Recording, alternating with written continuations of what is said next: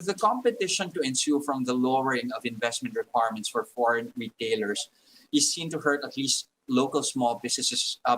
How do you respond to that? And are there safeguards here for MSMEs?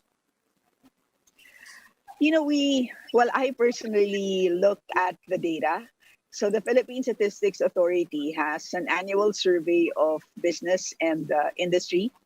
And based on what I saw, about uh, the more than 90% or perhaps all MSMEs, micro and small establishments, and by that we mean 20 employees, would have assets of about 40 to 50 million pesos, right? So, meaning to say, if you set the minimum paid up capital at 25 million and the 10M per store, and the average number of stores is 10, so you're looking at a retailer that has to bring in about 70 million pesos.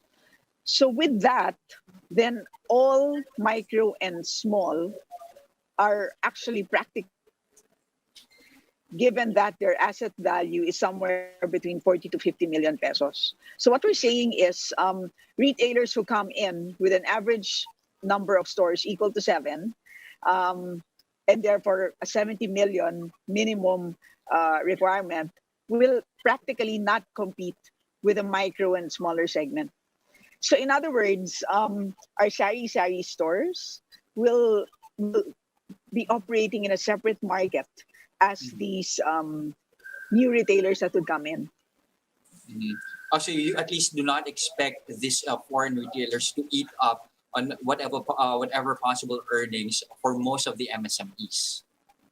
No, actually, so the ones that will come in are way too big, such that they will not compete with the smaller ones. Meaning to say, when you talk to, for example, convenience stores, what they say is that, you know what, our toughest competitor is the sari-sari store, because the sari-sari store does not pay minimum wages. Their utility expenses are way lower compared to theirs, and therefore they can sell actually at a lower price compared to, let's say, convenience stores. So that's what I mean. The sari-sari store is a completely different market compared to the convenience stores and the bigger ones.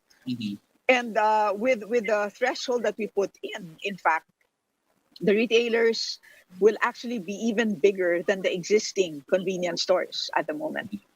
And explain to us how you came up with that threshold, 25 million minimum paid up capital. The House version, of course, started with a 10 million peso proposal. For the Senate, that's 50 million pesos. How did you come up with this middle ground? So, yes, at first we really were looking at how it is in other ASEAN countries. For example, in the case of Vietnam, the minimum is just 500,000 pesos. In the case of Thailand, I think it's 5 million. In the case of Indonesia, it's about 8.75 million pesos. So when you talk about opening up the Philippine market, you really have to think about competing against these countries.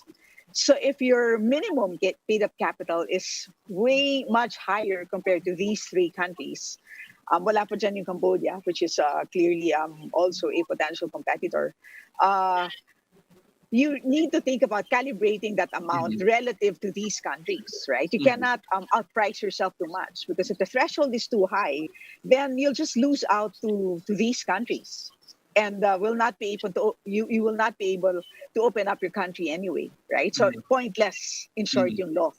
And so again, looking at the data, it would seem like the sweet spot is really around that, with an average number of stores of 7, and that data came from DTI. We look for the per store amount that will hit more or less that range, 50 to 70 million pesos, and that would ensure that all our micro and small will have asset values lower than that.